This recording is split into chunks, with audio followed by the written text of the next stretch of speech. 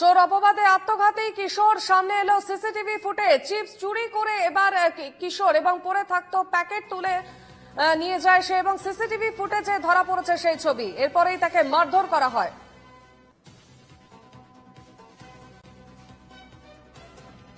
ছেলেটির সেই ছবি আপনারা দেখতে পাচ্ছেন এবং সে বারবার করে বলেছে যে সে চুরি করেনি, এবং সেই সিসিটিভির ছবি আপনারা দেখতে পাচ্ছেন। আন্দোলনকারীদের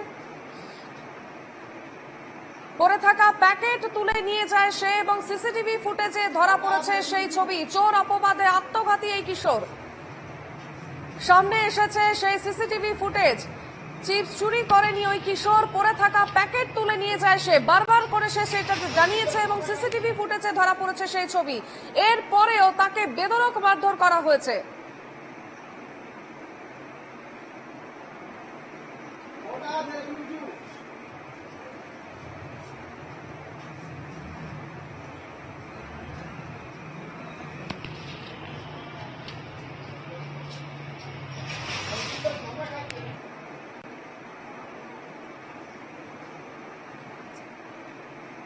আমাদের সঙ্গে টেলিফোন লাইনে রয়েছেন আমাদের প্রতিনিধি কাজল মাইতি। কাজল, চোর অপবাদে আত্মঘাতী হয়েছে এই কিশোর এবং সুইসাইড নোট উঠে এসেছে, সিসিটিভি ফুটেজে একেবারে ছবি স্পষ্ট। কি আপডেট রয়েছে? যে সপ্তম শ্রেণীর ছাত্র কৃষ্ণেন্দু দাসের মৃত্যু ও তার যে আত্মহত্যা করে মৃত্যু হয়েছে সেইটা নিয়ে গতকাল তার মৃতদেহ নিয়ে যাওয়ার পরে পাঁশকুড়া গোসাইবাড়ি এলাকায় ব্যাপক গন্ডগোলের সৃষ্টি হয়, এবং সেখানে গ্রামবাসীরা রীতিমতো বিক্ষোভ এবং তার বাড়ি ভাঙচুর চালায়। যার বিরুদ্ধে অভিযোগ যে শুভঙ্কর দীক্ষিত, যার যে সিভিক ভলেন্টিয়ার, অর্থাৎ যার এই দোকান, সেই দোকানের মালিকের বিরুদ্ধে কিন্তু বিক্ষোভ দেখায়, এবং বিক্ষোভ এতটাই চরমে গিয়েছিল যে পাঁশকুড়া থানার পুলিশকে সামাল দিতে হয় এবং সেখানে পুলিশকে লাঠিচার্জ করতে হয়। পরবর্তী ক্ষেত্রে 6 জনকে সেখানে গ্রেপ্তার করা হয়। পাঁশকুড়া থানা এলাকা যে গোসাইবাড়ি এলাকা, সেখানে 6 জনকে গ্রেপ্তার করে পুলিশ। এবং যেটা বলা যায় যে এই যে মানে মর্মান্তিক যে ঘটনা, যে ছাত্র যে আত্মহত্যা করেছে, তার মায়ের কিন্তু দাবি ছিল যে মৃতদেহ নিয়ে তার বাড়ির সামনে যাওয়া হয়েছিল শুধুমাত্র বলতে যে আমার ছেলের যে পরিণতি হয়েছে সেইটা দেখানোর জন্য। কিন্তু পুলিশের বিরুদ্ধে একটা অভিযোগ করছে, তারা অযথা পুলিশ লাঠিচার্জ করেছে এবং তাদেরকে পেটানো হয়েছে। পাশাপাশি তাদের 6 জনকে গ্রেপ্তার করা হয়েছে। আজকে তমলুক জেলা আদালতে তাদের তোলা হয়েছে। কিছুক্ষণ পরে আমরা এটা জানতে পারবো যে বিচারক তাদের কি নির্দেশ দেয়। তো অপরদিকে এলাকা কিন্তু যারা তাকে মারধর করেছে তাদের বিরুদ্ধে কি ব্যবস্থা নিয়েছে পুলিশ? দেখো,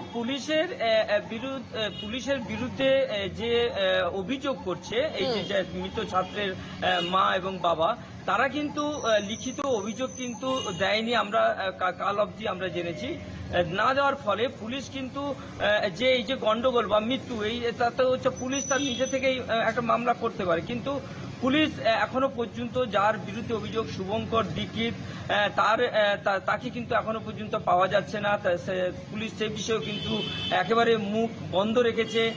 ফলে সব দিক দিয়ে বলা যায় যে পুলিশ গ্রামবাসীদের বিরুদ্ধে স্টেপ নিলেও কিন্তু যার বিরুদ্ধে, যার এগনেস্টে গিয়ে যে ছেলের সিসিটিভি ফুটেজে আমরা একেবারে পরিষ্কার দেখতে পাচ্ছি যে কুরকুরেটা ঘুরিয়ে নিয়ে সাইকেলে করে নিয়ে চলে গেল, সেক্ষেত্রে কিন্তু যার বিরুদ্ধে অভিযোগ তার বিরুদ্ধে কিন্তু পুলিশ এখনো পর্যন্ত কোনো পদক্ষেপ নেয়নি পাঁশকুড়া থানার পুলিশ।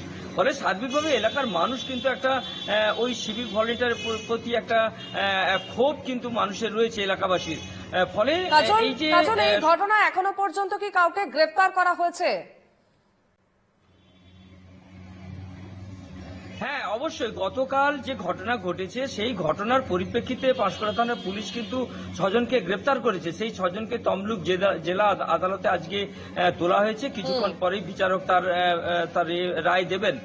তবে যার বিরুদ্ধে, যে ছেলেটি মারা গেল, যে দোকানের কুরকুরে কিনতে গিয়ে বা চুরি করতে গিয়ে যে অপবাদ তাকে দেওয়া হলো, তার যে এই যে মৃত্যু, সেই মৃত্যুর ফলে কিন্তু পুলিশ এখনো পর্যন্ত কোনো মুখে কুলু বসেছে। এখনো পর্যন্ত কিন্তু সেই সিভিক ভলেন্টিয়ার বা দোকানদারের হয়ে এখনো পর্যন্ত কিন্তু পুলিশ কোনো কিছু স্টেপ নেয়নি, এমনটাই কিন্তু এলাকাবাসী অভিযোগ করছে।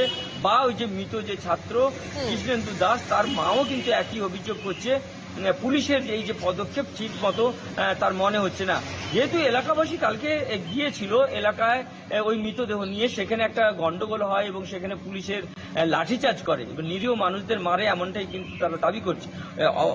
এই কারণেই পুলিশ লাঠিচার্জ করেছে, কেননা সিভিক ভলেন্টিয়ারের বাড়ি এবং তার যে দোকান সেখানে কিন্তু ভাঙচুর চালিয়েছিল এই গ্রামবাসীরা ক্ষিপ্ত হয়ে।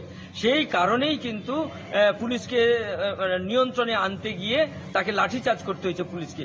ফলে গ্রামবাসীদের 6 জনকে পুলিশ গ্রেপ্তার করেছে, তাদের তমলুক জেলা আদালতে আজকে তোলা হয়েছে এবং আগামী দিনে আমরা পরে দেখতে পারবো যে এই সিভিক ভলেন্টিয়ার একেবারে এই খবরে নজর থাকবে। কাজল, আপাতত ধন্যবাদ। এখনো পর্যন্ত এই ঘটনায় 6 জনকে গ্রেপ্তার করা হয়েছে বলেই জানা যাচ্ছে।